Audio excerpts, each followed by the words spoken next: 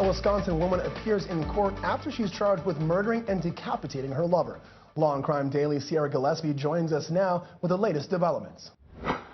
The same woman who told investigators they would have fun trying to find all the dismembered body parts of her victim is now ordered a competency hearing before court proceedings can continue. It was 24-year-old Shad Thyrion's mother who found his decapitated head in a bucket at the bottom of her stairway.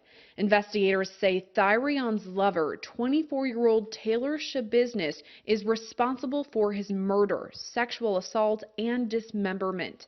Shabiznis appeared in court virtually on Thursday as her defense attorney motioned for a competency evaluation. But if you blinked, you missed her. Ms. Shabiznis isn't here today. She doesn't seem to be engaging directly with the court. I can't see her face. I can see her, but she's not looking into the camera. Now she is. All right. Instead, Shabiznis stood in a cell at the Brown County Jail with her arms crossed. She's being held on a $2 million cash bond. Last month, Shabiznis told investigators she went, quote, crazy when she began choking Thyrion during sex.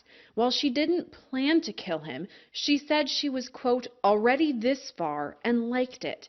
After he was dead, she performed sexual acts on Thyrion's body. She later dismembered the remains, putting a leg and foot in her vehicle, but leaving the victim's head behind in a bucket. She told investigators, quote, I can't believe I left the head, though.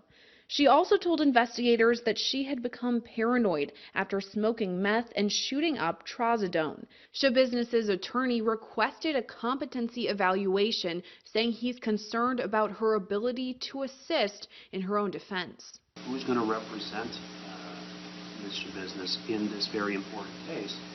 And it's getting a little bit confusing.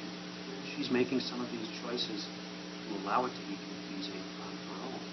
And I'm satisfied that that too gives the court concern or reason to doubt the defendant's competence. The results of that competency evaluation will be discussed at an upcoming hearing set for April 4th.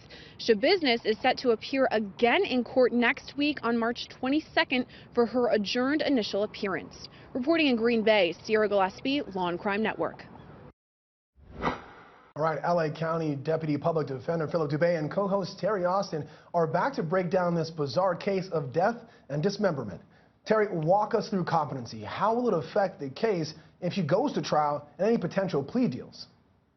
Well, this is truly a bizarre case, and under Wisconsin law, if she lacks the substantial mental capacity to understand those proceedings and to assist in her own defense, she could be deemed incompetent, and that will mean there will be no trial until she's deemed competent. So she will be in a mental institution. They will be taking tests. They will try to determine whether or not she's competent. We've seen this before in Idaho, obviously, the Lori Daybell Vallow case, where she has now been deemed incompetent for over 180 days. So we don't know how long this will last if she's deemed incompetent. But if she comes back competent and they go to trial at some point, there's always the defense of insanity.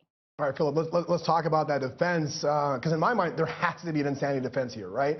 And again, I don't think there's any way the prosecution can argue against that, or can they? Well, it depends. You know, the standard in Wisconsin is that they have to prove, or the defense has to show, A, that she in fact has a mental illness, a mental defect.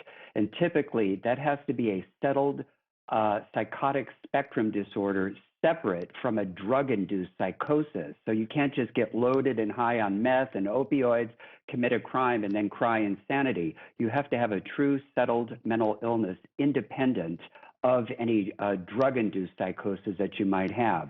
But once you show that, then she has to show that she lacked the capacity to appreciate the wrongfulness of her conduct or to conform to the law. Well, let's assume she can make out the fact that she has a settled psychotic spectrum disorder. Her problem is that she was able to adequately clean up the scene afterwards, dispose of the head, clean up. So it clearly shows that she could appreciate the wrongfulness of her conduct and could otherwise conform to the law. All right, maybe this isn't as black and white as we originally thought, but of course we'll get more updates on Taylor Schabusiness as the case continues.